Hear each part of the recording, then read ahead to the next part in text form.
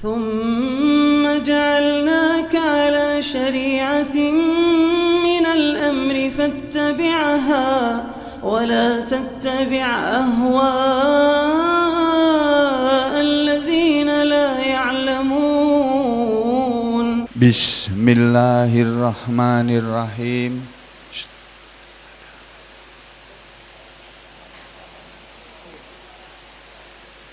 Alhamdulillahi Rabbil Alamin.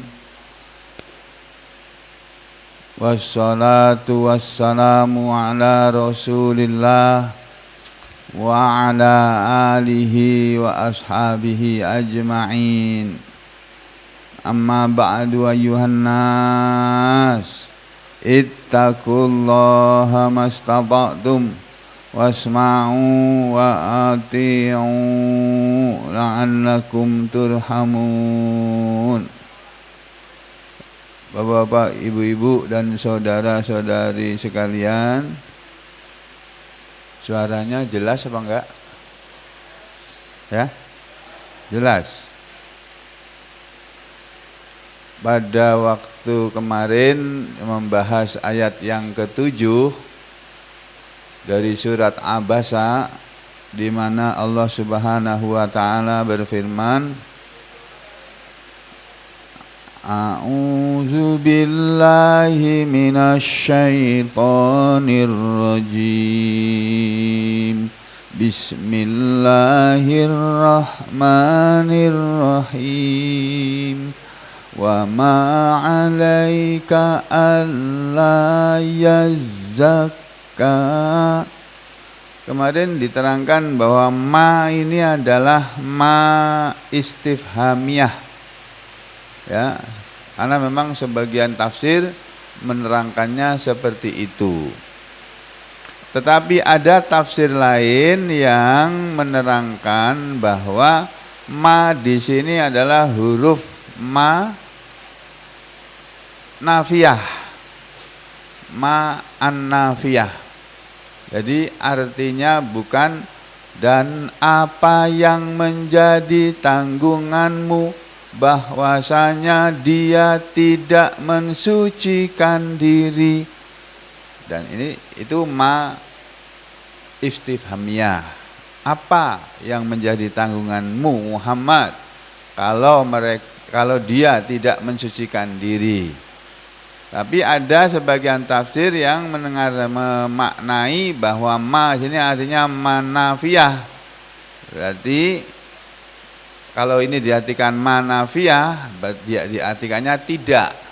Wa ma 'alaika alla yazzakka, dan tidaklah menjadi tanggunganmu alla yazzakka, bahwasanya dia tidak mensucikan diri.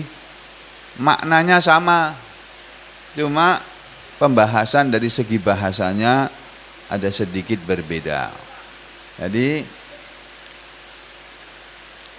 seperti diterangkan di sini, ya. Makna ayat ini la syai'a 'alaika, tidak ada sesuatu yang menjadi tanggunganmu, fi alla yuslima, di dalam bahwasanya dia tidak mau masuk Islam. Bahwasanya tidak mau masuk Islam, siapa yang tidak mau? Ya, yang tidak mau adalah man tad'uhu ilal Islam, siapa saja yang tad'uhu, engkau Muhammad mengajaknya, ilal Islam, kepada Islam.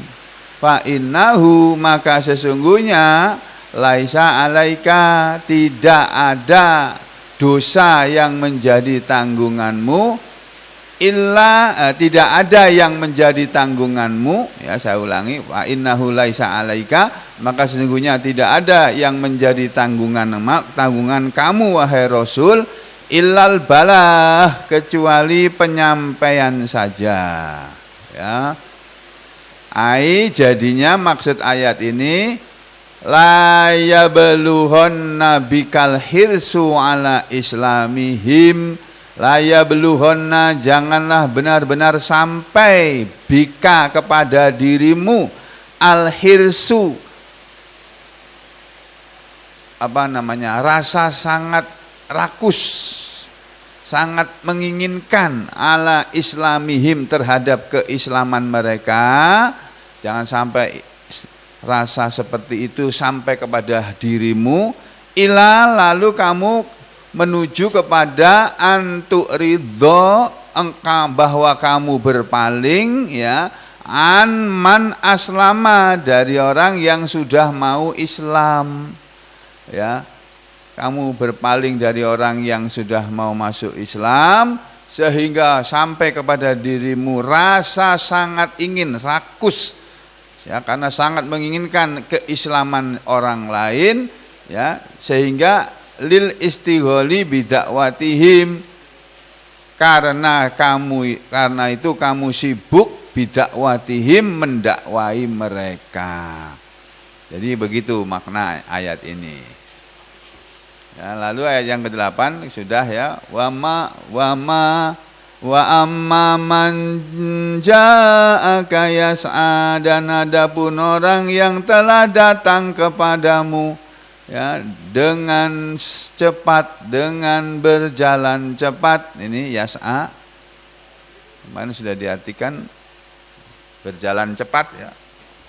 Dia datang kepadamu yas'a, dengan sa'i, dengan berjalan cepat. Ya, di dalam tafsir diartikan musri'an. Nah, ini dalam keadaan berjalan cepat, berjalan kaki tapi jalannya cepat, atau setengah berlari. Atau di sini diartikan yusri'a, bahwa dia yusri'a. Yas'a itu dia yusri'a, dia sedang berjalan cepat. Fi talabil khair, dalam menuntut, mencari kebaikan. Nah, yas'a di sini dalam Al-Qur'an, dalam surat ini ada kata-kata yas'a, itu maknanya kata ahli tafsir, sebagian ahli tafsir, ka qaulihi, sama seperti firman Allah dalam surat Al-Jum'ah itu, ya ayyuhalladzina amanu idza nudiya lis-sholati min yaumil jumu'ah fas'au ila dzikrillah. Nah, ini sama. Fas'au, maka cepat-cepatlah kalian hai orang-orang yang beriman, ketika sudah dipanggil dengan azan di hari Jumat, cepat-cepatlah kalian ila, kepada zikrillah, mengingat Allah. Maksudnya cepat-cepatlah kalian menunaikan sholat Jumat. Cuma kalau yas'a itu fi'il mudhari, kalau fas'au, is'au ini fi'il amr, kata kerja perintah. Kalau yas'a fi'il mudhari, kata kerja yang sedang langsung berjalan ya. Terus ayat yang ke-10, wa huwa yakhsha, dan dia orang yang selalu takut. Maksudnya dia selalu takut kepada Allah itu, atau takut jatuh ke dalam kesesatan, maknanya begitu. Tapi yang lebih populer tafsir yang pertama ini, wa huwa yakhsha, dan dia itu orang yang selalu takut, yaitu takut kepada Allah, wa yattaqihi, dan takwa kepadanya itu. Fa anta anhu talaha, fa anta, maka engkau wahai Rasul, anhu, dari dia, dari orang itu, yang dari Abdullah bin Maktum maksudnya, talaha, engkau berpaling. Talaha juga diartikan berpaling atau mengabaikan, atau orang Solo bilang orang gagas. Itu orang digagas, tidak dihiraukan. Talaha itu berleha-leha. Apalagi ya. Ya, di sini diartikan tasaghalu. Menyibukkan diri, sibuk. Orang kalau sedang sibuk melakukan sesuatu kan yang lainnya terabaikan. Halo. Ya, gitu ya. Ya. Yang lainnya jadi taghafalu, dia lalai dari yang lainnya. Ya, ini kemarin sudah disampaikan. Kalla innaha tazkirah. Kalla sekali-kali tidak. Maksudnya ai la taf'al ba'daha mislaha. Sekali-kali tidaklah kamu berbuat sesudahnya yang seperti ini, yang seperti dia. Kamu jangan berbuat seperti itu lagi Muhammad, ya.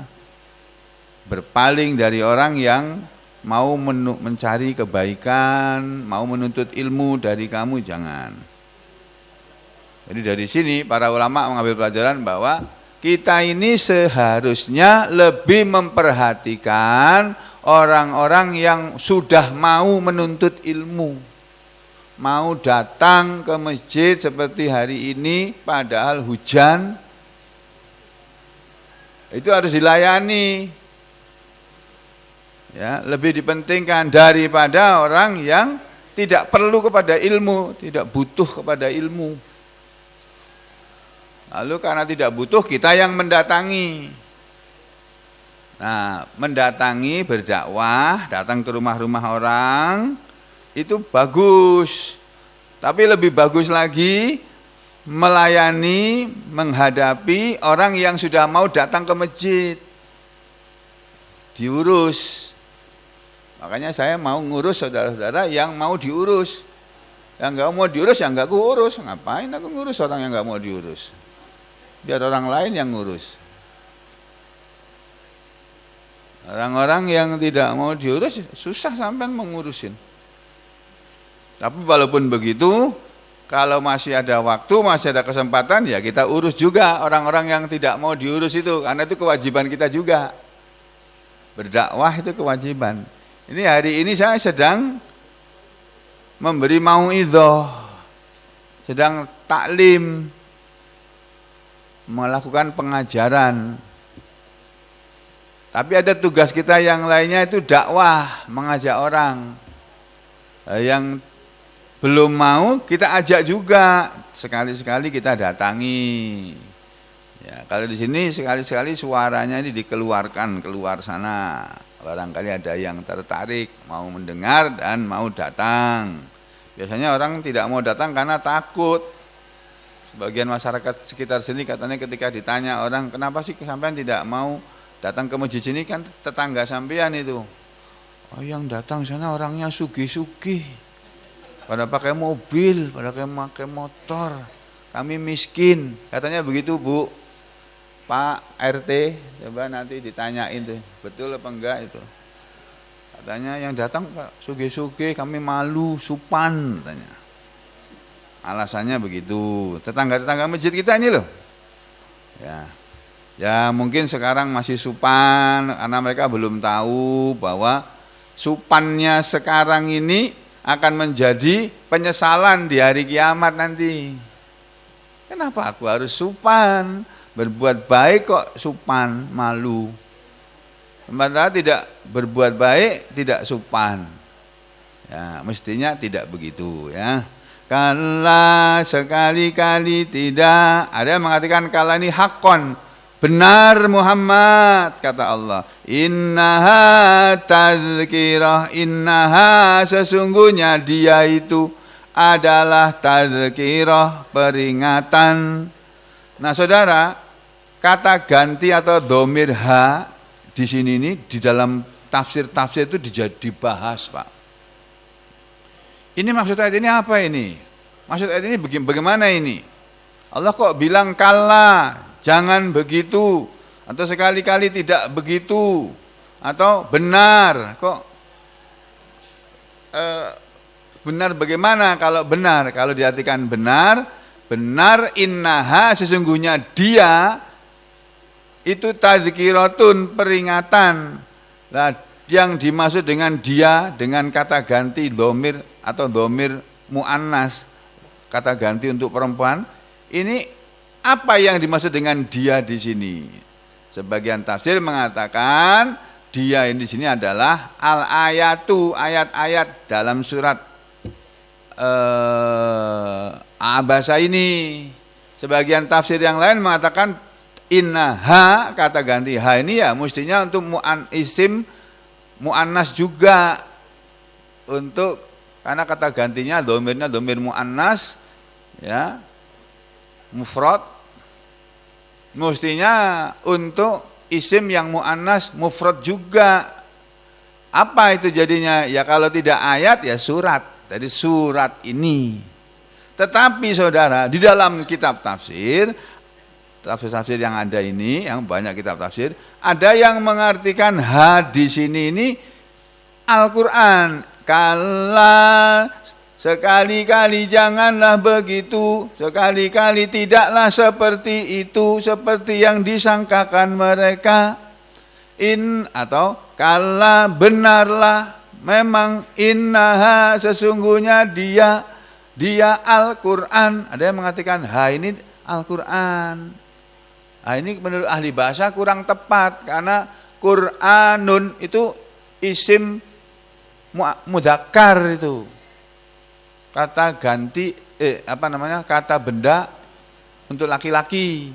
Mestinya kalau untuk Al-Quran kalimatnya bukan innaha tapi innahu. Tapi ada ayat lain mereka bilang enggak, ini untuk Al-Quran ini.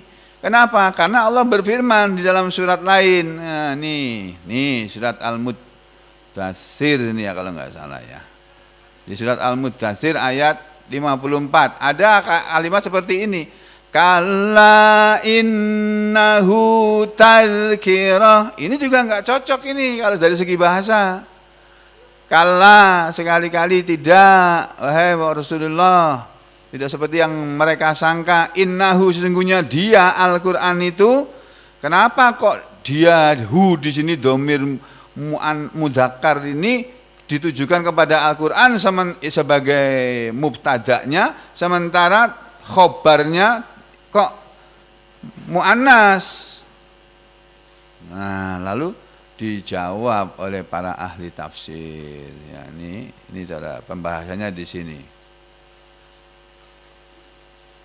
Kalla innaha tadzkirah. Ya, sekali-kali tidak seperti itu. Innaha, sesungguhnya dia. Kemarin kan sudah dikatakan ya, sudah diterangkan bahwa ahli tafsir Imam Jarir Ibnu Jarir At-Tabari mengatakan ha ini as-surah, surat Abasa ini. Kalau Ibnu Katsir beliau mengatakan al-wasiyatu, wasiat yang ada dalam surat ini. Pesan dari Allah bahwa Nabi tidak boleh seperti itu lagi nanti-nantinya. Yang lainnya mengatakan ha adalah Al-Quran. Ya, yang lainnya lagi mengatakan ha itu mauidhah, nasihat yang ada dalam Al-Quran. Jadi bukan Al-Quran secara keseluruhan, tapi nasihat yang ada dalam Al-Quran. Nah, ini cocok karena mauidhah itu isim mu'annas. Isim mu'annas itu apa sih? Mu'annas, ya mu'annas, ya mu'annas. Itu mu'annas itu kata benda untuk jenis perempuan. Untuk jenis perempuan itu, karena kata benda dalam bahasa Arab isim itu dibagi dua. Ada yang untuk laki-laki, ada yang untuk perempuan. Kata benda atau isim untuk laki-laki disebut mudzakkar, kata benda atau isim untuk perempuan disebut muannas, gitu. Nah, apa itu yang namanya muannas dan apa itu yang namanya mudzakkar? Ada nyanyiannya untuk mengingat-ingat ya. Mu'annas, ya mu'annas, ya mu'annas, mempunyai ciri-ciri. Pertama, berakhiran. Tak taknis, tak marbutoh. Nah ini salah satunya nih, tak marbutoh nih. Mau'izatun. Ini loh, tak marbutoh nih, tak yang bulet, bunder. Ini huruf tak nih, tapi tak itu ada dua, marbutoh yang bulat, ada yang artinya terikat. Dari kata robato, mengikat. Seperti sesuatu yang diikat kan jadi bulat gitu. Ya. Kalau yang satunya tak mabsutoh, terhampar. Tak yang asli itu. Seperti perahu ada titik 2 di atas, huruf tak. Halo? Bisa ngikuti ya? Nah, itu tak mabsutoh namanya. Yang pertama berakhiran, tak taknis, tak marbutoh. Yang kedua nama perempuan, semua nama perempuan itu isim mu'annas ya. Yang ketiga anggota badan yang berpasangan seperti mata, ainun, mala ainun ra'at, apa yang mata belum pernah melihat, wala udhunun, telinga sami'at, karena telinga itu isim mu'annas, fiilnya harus fiil mu'annas juga. Kalau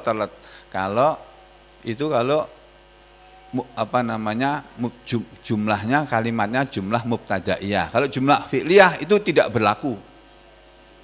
Bahwa kata kerja itu harus perempuan, kalau isimnya perempuan, kata kerja harus laki-laki, kalau isimnya laki-laki. Kalau dalam jumlah fi'liyah tidak berlaku itu.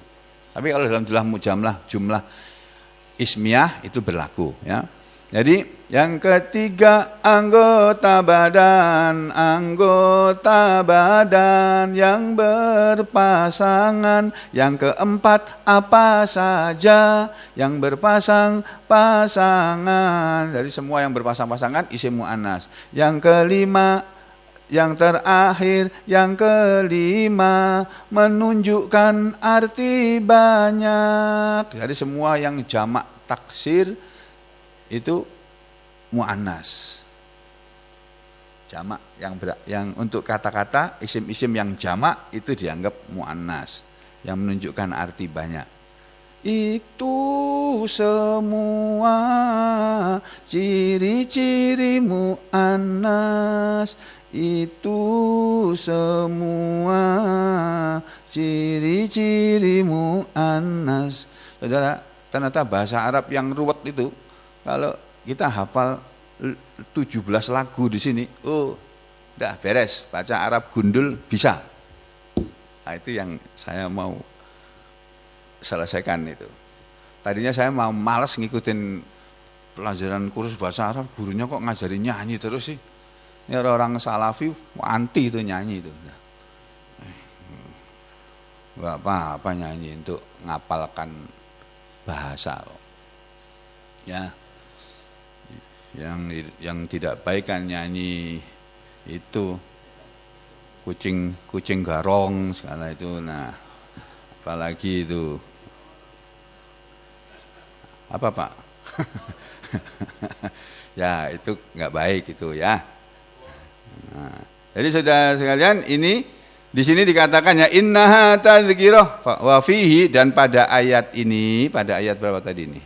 Pada ayat 11 su'alani, ada 2 pertanyaan, kata ahli tafsir Fathur Razi dalam kitab tafsirnya Mafatihul Ghaib.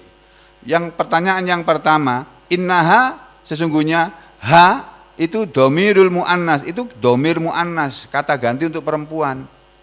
Jadi wa qauluhu, sedangkan firman Allah di ayat berikutnya, faman syaa'a dzakara, ini masih ada hubungannya dengan yang di depan. Sesungguhnya dia ini mu'annas loh ini. Kok di belakangnya faman syaa'a, maka barang siapa mau, barang siapa syaa dia mau, dzakarahu dia mau mengingatnya. Nah ini mau mengingatnya kok ganti domirnya, kok domir mudzakkar ini. Gimana ini begitu memahami ayat ini, bagaimana ini? Dalam ayat berikutnya yang masih ada hubungannya dengan ayat sebelumnya, domirnya domir mudzakkar, domirul mudzakkar, kata ganti untuk laki-laki. Jadi bagaimana ini? Lalu ahli tafsir ini mengatakan wa domironi, kedua domir tersebut, baik domir mu'annas maupun mudzakkar, aidani, keduanya kembali ila syai'in wahid, kepada sesuatu yang satu, kepada satu saja, yaitu Al-Quran. Bahwa kalla innaha tazkirah, sekali-kali tidak begitu, sesungguhnya dia itu adalah peringatan, dia Al-Quran itu adalah peringatan. Faman syaa dzakarahu, maka siapa yang mau dia akan mengambil peringatan kepadanya. Dzakarahu, dia akan mengambil peringatan, ya, atau akan mengingat hu kepadanya, kepada Al-Quran juga. Jadi hu ini Al-Quran, innaha itu juga Al-Quran. Ini kata ahli tafsir ini, kedua kata ganti tadi kembalinya kepada sesuatu yang satu saja, nah, yaitu Al-Quran. Lalu kalau ada orang bertanya, kenapa kok Al-Quran diganti dengan kata ganti dua macam, satu untuk perempuan, satu untuk laki-laki? Kalau ada orang bertanya itu, jawabnya bagaimana?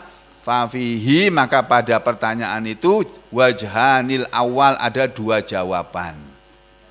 Yang pertama, innaha, kata-kata di ayat yang 11, innaha tazkirah, kalla innaha tazkirah, innaha dhamirul muannas, itu dhamir muannas, yakni maksudnya ayatil Quran, itu ha, itu maksudnya ayat-ayat Al-Quran, atau hadhis surah, ha itu adalah surat ini, surat abasa ini.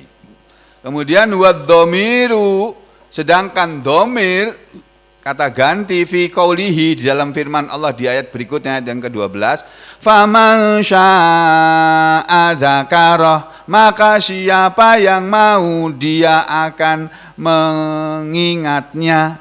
Itu aidun, kata ganti hu ini aidun kembali ila, kepada at-tadzkirah aidon, kembali kepada peringatan juga. Lianna, karena at-tadzkirata, yang namanya tadzkirah atau peringatan, fi makna zikri, itu makna, dalam maknanya sama dengan kata adzikri. Adzikru, peringatan, itu bisa disebut sebagai at-tadzkirah, maknanya sama. Jawabannya begitu. Jawaban yang kedua, ahli-ahli bahasa ini Pak yang ngomong ya. Jawaban yang kedua untuk orang yang bertanya, kenapa domir ha dengan domir hu itu kok dikembalikan kepada Al-Quran semuanya? Enggak bisa dong, menurut bahasa enggak bisa. Oh bisa saja, kata ahli ini. Ya, yang jawaban yang pertama tadi, karena Al-Quran itu kadang-kadang dalam Al-Quran disebut adzikr, kadang-kadang dalam Al-Quran disebut tadzkirah, at-tadzkirah. Itu semuanya kepada Al-Quran tujuannya. Enggak apa-apa, boleh itu. Yang kedua jawabannya adalah innaha tadzkirah, pada ayat yang ke-11, yakni bihi Al-Quran, yang Allah maksudkan dengannya adalah Al-Quran. Wal Qur'anu, dan sedangkan Al-Quran itu mudzakkarun, itu isim mudzakkar. Kama qala fi maudhi'in akhar, sebagaimana Allah berfirman di tempat yang lain dalam surat Al-Muddatsir, kalla innahu tadzkirah, itu kalla, sekali-kali tidak, innahu, sesungguhnya dia apa? Dia Al-Quran itu adalah tadzkiratun, peringatan. Lalu dikatakan wadalilu, dan dalil atau petunjuk yang menunjukkan Allah kepada anna qaulahu, bahwa firman Allah innaha tadzkirah dalam ayat 11 itu al-muradu bihil Quran, yang dimaksud dengannya adalah Al-Quran. Dalilnya adalah qauluhu, firman Allah juga, yaitu yang ada di ayat belakangnya. Faman syaa dzakarah, maka siapa yang mau dia akan mengingatnya. Siapa yang mau akan mengingatnya. Jadi kembalinya kepada Al-Quran. Ya, lalu pertanyaan yang kedua, Ada pertanyaan kedua begini, ada yang bertanya, kaifa ittisali hadhil ayah bima qablaha? Bagaimana menghubungkan antara ayat ini, ayat 12 ini bima qablaha dengan ayat sebelumnya? Yang satu untuk laki-laki, faman syaa dzakara, yang di depannya sebelumnya innaha tadzkira. Al-Qur'an dibilang ha, innaha, dia perempuan. Lalu di belakangnya faman syaa dzakarahu. Hu itu juga Al-Quran. Bagaimana ini menghubungkan dua ayat yang ini dengan yang sebelumnya? Jawabannya min wajhaini, ada dua macam. Jawaban yang pertama, ka'annahu, seolah-olah kila dikatakan oleh Allah, ha innaha tadzkirah, inna hadza, sesungguhnya hadza ta'dibu, ini pendidikan. Ayat ini berisi pendidikan, alladzi, yang auhaituhu, aku wahyukan dia wahai Muhammad, ilaika, kepada engkau, wa arraftuhu, dan aku memberitahukan dia laka, kepada engkau, fi, tentang ijlalil fuqara, mengusir orang-orang miskin, suruh pergi padahal dia mau ngaji, wa adamil iltifati, dan meniadakan berpaling ila ahli dunia, kepada ahli dunia, kepada orang-orang kaya, yang disebut oleh Allah ahli dunia. Jadi orang-orang kaya itu ahli dunia, orang-orang miskin itu ahli akhirat, penduduk dunia. Lalu orang miskin itu penduduk akhirat. Kenapa? Karena nanti penghuni surga kebanyakannya itu orang-orang miskin. Makanya saudara berbahagialah jadi orang miskin, karena saudara akan menjadi penghuni surga. Kalau beriman, kalau sholat, kalau ngaji. Tapi kalau saudara menjadi orang miskin, nggak mau beriman, nggak mau sholat, nggak mau ngaji, ya sama dengan Fir'aun nanti, jadi penghuni neraka. Sama dengan Korun yang kaya raya itu, tapi menjadi penghuni neraka. Nah, yang penting itu bukan kaya dan miskinnya, yang penting itu kita beriman apa tidak. Ya. Kalau kita beriman, udah tenang saja sudah. Mau kaya boleh, mau miskin boleh. Yang penting beriman. Ya, jadi ini di dalam ayat ini ada pendidikan dari Allah yang Allah wahyukan kepada Nabi, bahwa Nabi itu tidak boleh mengusir orang miskin, ya, lalu berpaling kepada orang kaya ahli dunia. Tidak boleh begitu itu. Ayat ini berisi pendidikan seperti itu, tentang pengusiran orang miskin dan peniadaan berpaling kepada ahli dunia. Kenapa? Karena usbita fi lauhil mahfud, telah ditetapkan di dalam kitab lauhul mahfud sana, alladzi, orang yang qad wukila, sungguh telah diserai oleh Allah, bihifdzihi, untuk menghafalnya, untuk menjaganya, untuk menjaga Al-Quran. Yang diserai untuk menjaga orang-orang yang menghafalkan Al-Quran, yang diserai tugas oleh Allah untuk menjaga orang-orang yang mau menghafalkan Al-Quran adalah akabirul malaikati, pembesar-pembesar malaikat, para pembesar dari kalangan malaikat. Jadi malaikat itu juga ada pembesarnya, ada tokohnya. Malaikat Jibril, malaikat Mikail, malaikat Raqib, Atid, itu malaikat Mukar Nakir, malaikat Hafadzoh, malaikat apa lagi? Israfil. Nah, itu tokoh-tokoh dari kalangan malaikat yang diperintah oleh Allah untuk menjaga orang-orang yang menghafal Al-Quran. Jadi kalau saudara menghafalkan Al-Quran, saudara dijaga oleh malaikat. Mau berbuat dosa, jangan. Kamu sudah hafal Al-Quran, gak pantas. Begitu itu gak pantas. Ya, ini jawaban mereka. Jawaban yang kedua, ka'annahu qila, seolah-olah dikatakan oleh Allah, hadzal Quran, Al-Quran ini qad balagha, sungguh telah sampai fil azamati, dalam keagungannya, ila hadzal haddil azim, kepada batas yang besar, yang agung ini juga. Al-Quran itu sesuatu yang agung, telah mencapai dalam keagungannya, dalam seagung-agungnya bacaan itu adalah Al-Quran, ya, maka dia pun telah sampai ke batas yang agung. agung. Fa ayyu hajatin bihi ila, maka keperluan apa lagi bihi dengannya, ila kepada ayak balahu, bahwasanya Nabi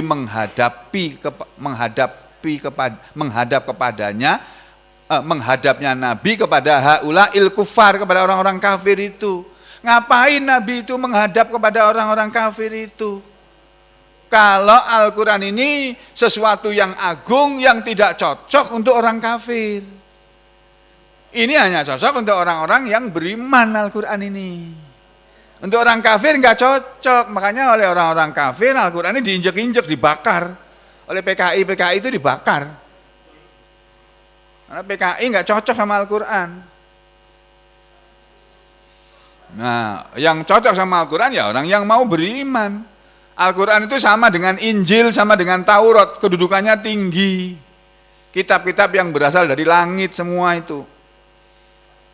Orang PKI nggak mau kepada Al-Quran, Taurat, maupun Injil nggak mau. Mereka maunya yaitu nggak usah pakai agama, gitu.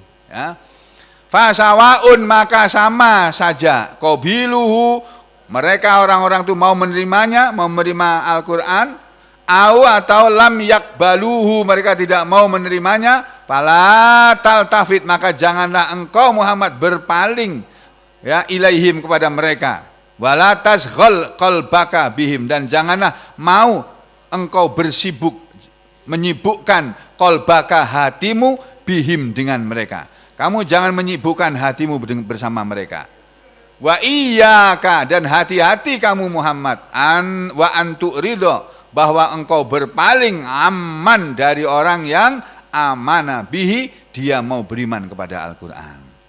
Jadi kalla innaha tazkirah, itu begitu pengertiannya ya. Faman syaa dzakarah. Kalau dari segi bahasa arti ayat ini, faman, maka barang siapa, syaa, dia menghendaki, dzakarahu, dia mengingatnya.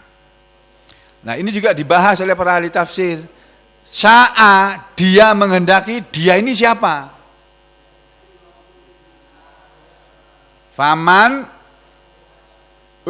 yang di belakang sana jangan ngomong sendiri.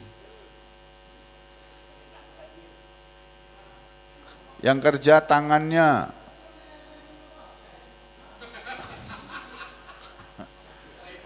Wong ya, orang tadi. Jadi saya ulangi ya, faman syaa dzakara, maka barang siapa menghendaki.